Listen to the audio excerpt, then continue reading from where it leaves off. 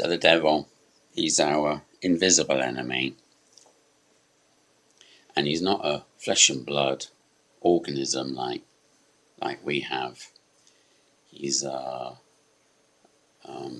emotional entity, but living, intelligent, not some vague abstraction. It's real, like ghosts. When you meet a ghost, although they're non-physical, they have intelligence, intention, motive, feelings. They're living, alive, and they're conscious. They just don't have a body, physical body. Well, the devil is similar situation. So we can't see him, but we can certainly feel him or his demons. And their attack, their weapon, is emotion.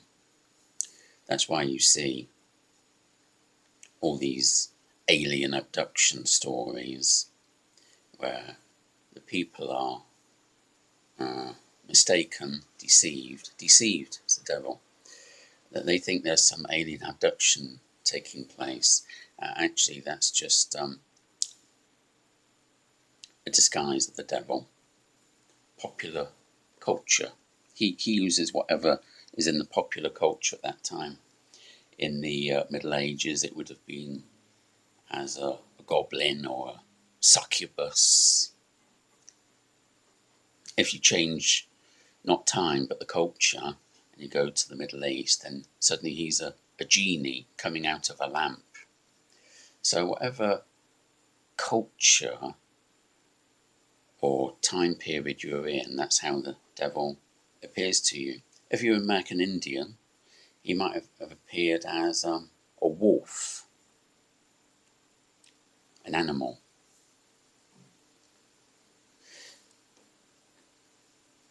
Because he doesn't have a fixed physical structure.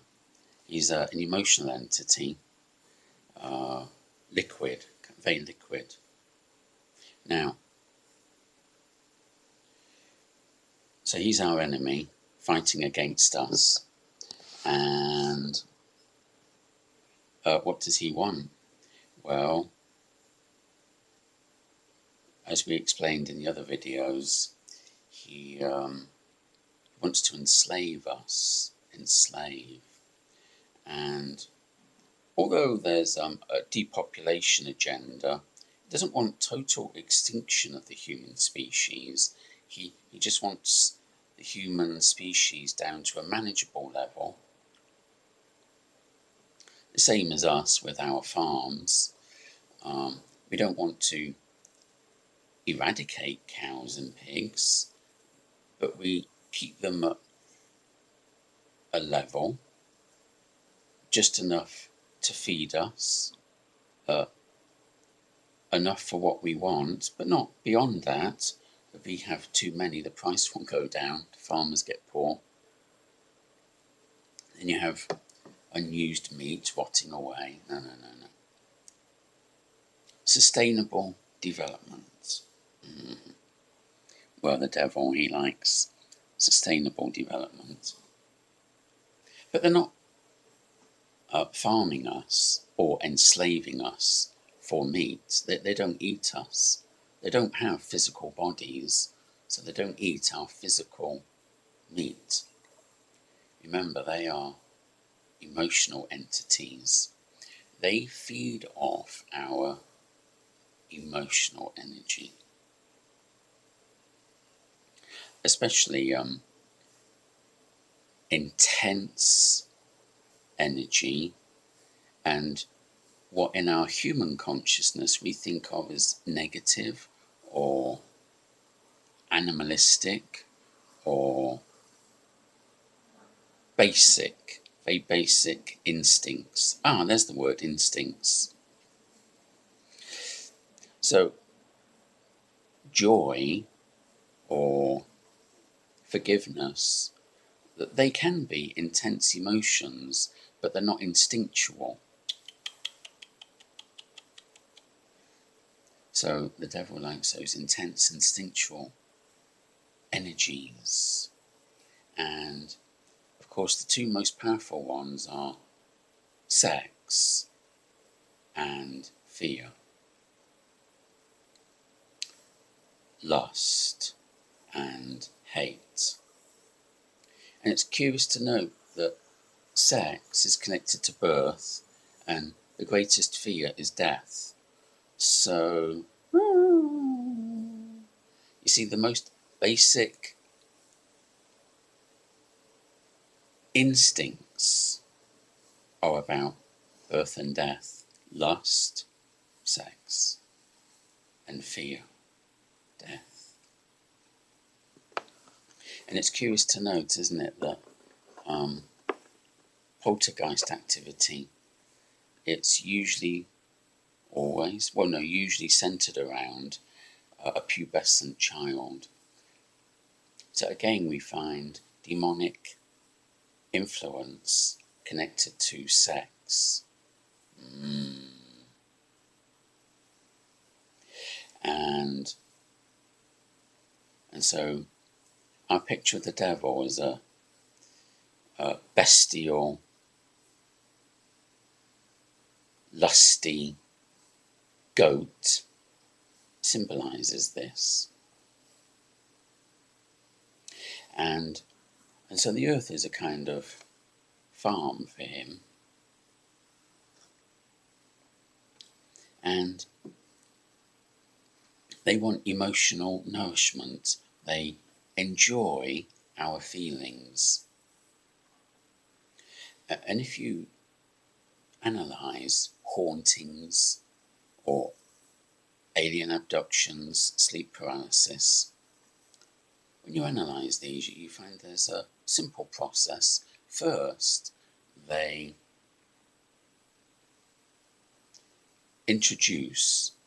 input a little fear, such as show you their grotesque face, their hideous form, to make you feel a little fear. Then, after the small input, we ourselves, we generate more fear. It starts to grow inside us, getting stronger and stronger, bigger and bigger, and then they're feeding off that. So they need an initial input to trigger the process, and then our own mind, it generates that many times over. The fear becomes huge, and we become petrified. Sleep paralysis, petrified, can't move, frozen with fear. Lust is the same. First there's the tempting thought, the dirty imagination, and then it starts growing and getting bigger. And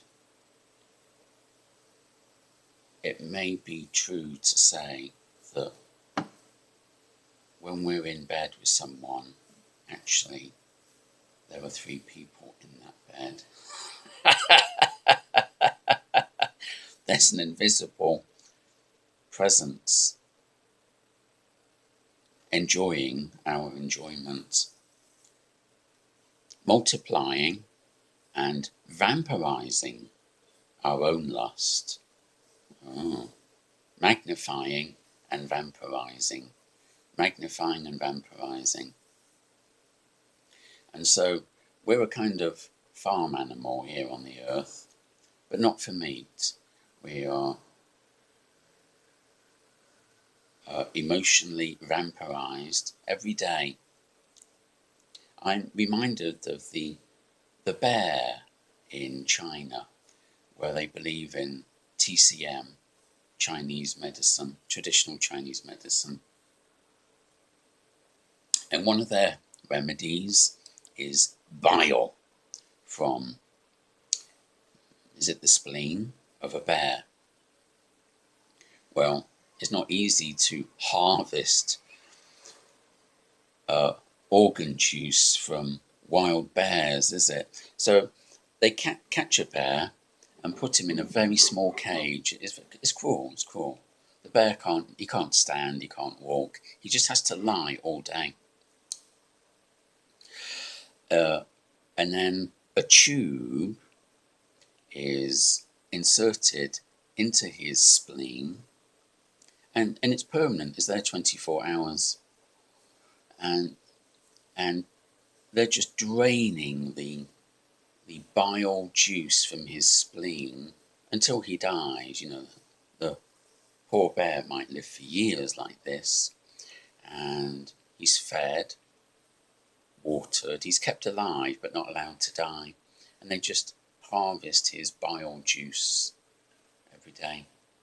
Well, our situation is very similar. The bear lives in a cage with bars. We live in a society with invisible bars, a tax system, economic system. Everything is owned and by someone, monetarized. But we can't get outside the system. And you can think of society as a prison or farm, like an open prison. Oh, there we are. Open prison. Some of those open prisons are farms. We are the cattle. And they're not harvesting our meat. They're not harvesting our organ juice, our bile. But they are harvesting something closely associated with hormones, bodily juices. They're harvesting the instincts, the dense, intense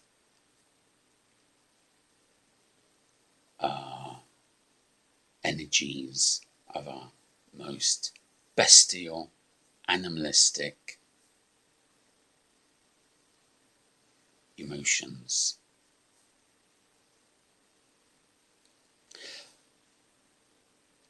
And we're the farm animals, and the devil is a kind of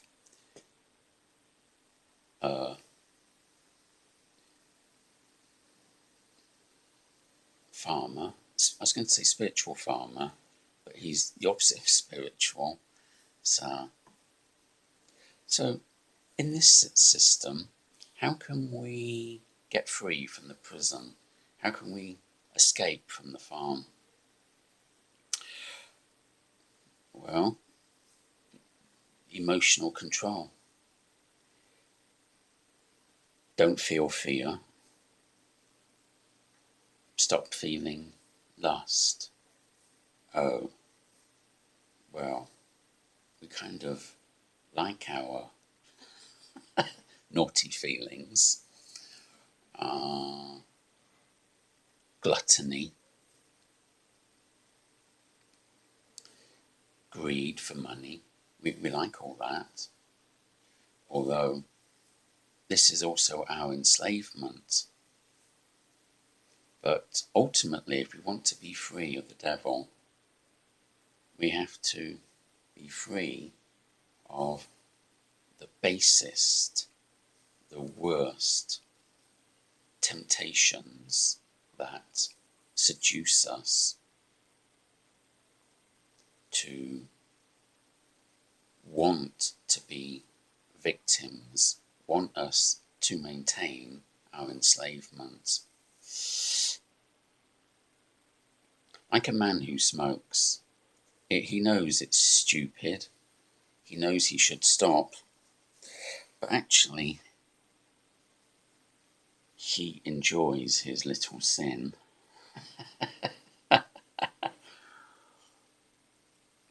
However, ultimately, we shouldn't question while we're still in hell if every day we continue to dance with the devil. If you want to get free, stop dancing with the devil.